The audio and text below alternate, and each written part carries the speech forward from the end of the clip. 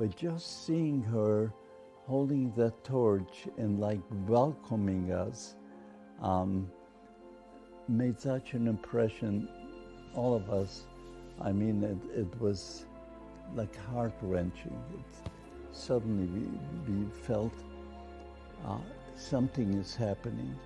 And as we came closer and we saw the skyline of New York, my God, our eyes opened up. We have never seen anything like it.